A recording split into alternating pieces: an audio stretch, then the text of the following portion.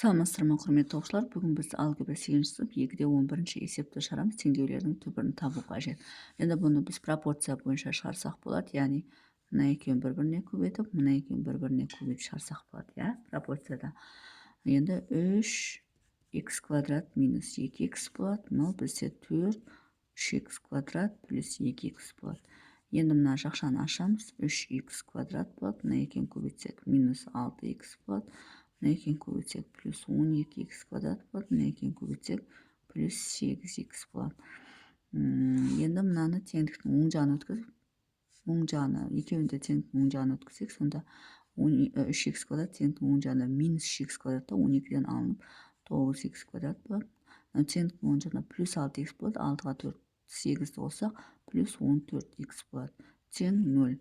Енді осы жерден ортақ көбейткіш x-ті жақшаның сыртына шығарамыз. 9х плюс 14 тең 0 болады. Сонда x біріміз 0-ге тең өсу үшін 0 қоямыз. А жағдайында 9х плюс 14-ті 0-ге теңестіреміз. 9х тең минус 14 болады. x екіміз минус 14 бөлінген 9 болады. Бұл бізде есептің жауабы болады. Сонда x біріміз 0-ге тең, x екіміз минус 14 бөлінген 9-ға тең. Бұл бізде бірінші есептің шығарылуы. Енді екінші есепті шығарамыз. Екінші есеп 5y минус y квадрат бөлінген 2 тең y квадрат плюс 3y бөлінген 5.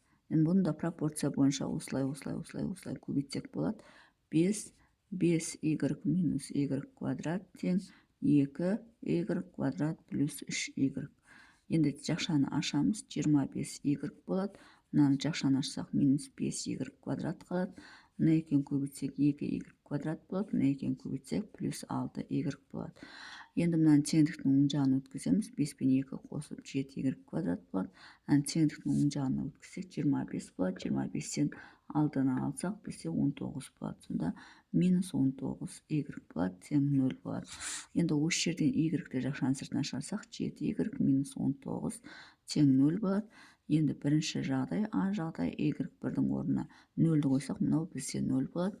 Ә жағдайы 7y минус 19-ды 0-ге теңестіреміз. 7y тең 19 болады.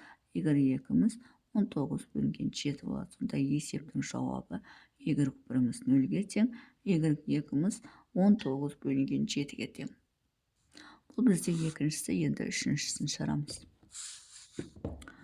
Үшіншісі 3x плюс 5-тің квадраты тең 7 3x плюс 5. Енді бұл жерде мына өрнекті теңдігін сол жағын өткізек. 2 3x плюс 5-тің квадраты азайды 7 3x плюс 5 тең 0. Енді мұқият қарайтын болсақ, мына екеуі бізде бірдей айнымалы. Мынау қандай да бір а деп алатын болса, а-ның квадраты, мынау а деген сөз. Енді соның айнымалының кіші дәрежесін жақшаның сыртына шығарып жіберейік. Яғни 3x плюс 5-ті жақшаның сыртына шығарып жіберуге болады. Сол кезде мына жерде 2 және мынаның бір дәрежесі кетіп қалады. 3x плюс 5 болады. Плюс мына жерде өз-өзіне бөлсек 1 болады. Мына жерде минус арасы минус 7 болады, тең 0 болады. Енді бірінші жақшамыз 3x плюс 5-тің өзі болады. Екінші жақшамыз ашамыз 6x болады. Ашамыз плюс 10 болады, минус 7 болады, тең 0 болады.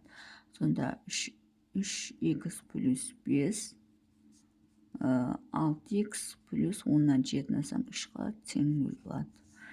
Енді а жағдайы 3x плюс 5-ті 0-ге теңестіреміз.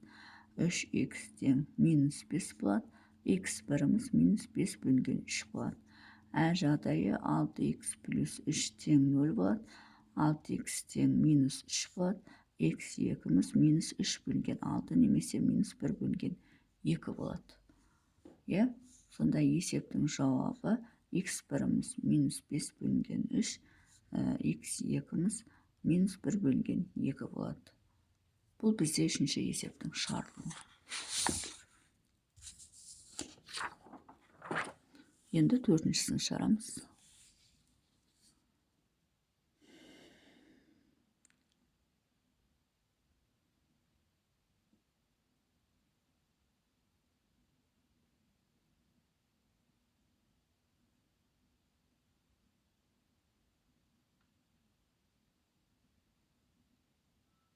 Так, мен 2-11-ді шығарып жатып, 2-12-ні шығарып жолыз. Мынау біріншісі, мынау екіншісі, үшіншісі мындай болмайды екен. Мынау 12-нің үшіншісі екен. 2-112-нің үшіншісі екен. Енді үшіншісін қайтадан дұрыстап шығарайын. Үшіншісі, 2-12-нің үшіншісін шығарып қойыппын. Үшіншісі жоқ. Үшіншісін қайтадан шығарам. Үшіншісі бізде 4y минус 3-дің квадраты плюс y плюс 2-нің квадраты тең 13. Яғни үшіншісін қайтадан шығарып атым, себебі жаңа 2-112-нің үшіншісін шығарып қойыппын. Енді бұл жерде 2-өрнектің айырмасының квадраты, 2-өрнектің қосындысы квадрат жеке-жеке ашамыз.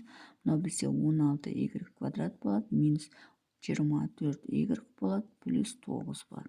Плюс мынау бізде y квадрат плюс 4y плюс 4 болады, тең 13 болады.